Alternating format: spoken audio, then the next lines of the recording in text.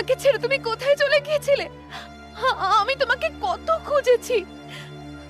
সোনপরি, তুমি এখানে? তুমি তো ওই জঙ্গলে আম পাড়তে গিয়ে।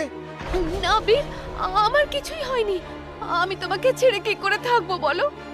এই তো দেখো, আমি তোমার কাছে চলে এসেছি।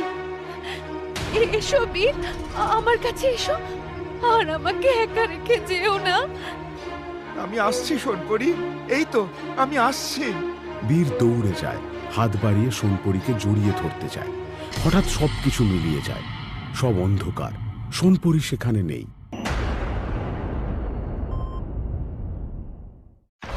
সোনপরি, সোনপরি কোথায় তুমি?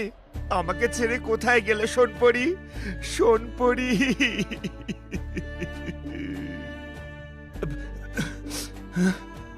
স্বপ্ন, সবটাই স্বপ্ন। সোনপরি, আমার সোনপরি, সোনপরি তুমি কোথায়? আমি তোমাকে ফিরিয়ে আনবো, যে করেই হোক, এই কথা দিলাম। ভোরের আলো চারিদিকে ছড়িয়ে পড়ে, কিন্তু বীরের বুকের ভেতরে আবার নেমে আসে রাত। এই স্বপ্ন কি শুধুই স্বপ্ন, নাকি কোনো অজানা ইঙ্গিত? সকাল হতেই বীর কুঠার কাঁধে জঙ্গলের ভেতরে ঢুকে পড়ে। রাতের স্বপ্ন এখনো বুকের ভেতর ভার হয়ে আছে, তবুও জীবনের তাগিদ থামে না।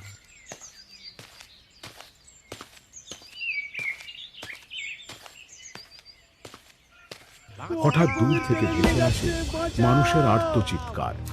বাঁচাও, ওকে কেউ বাঁচাও, ওকে কেউ বাঁচাও, ওকে কুমির টেনে নিয়ে যাচ্ছে, বাঁচাও!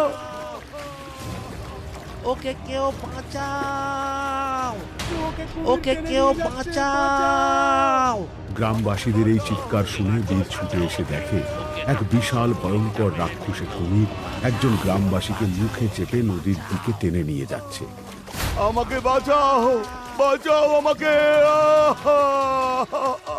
ওকে কেউ বাঁচাও, ওকে কুমির টেনে নিয়ে যাচ্ছে, কেউ বাঁচাও!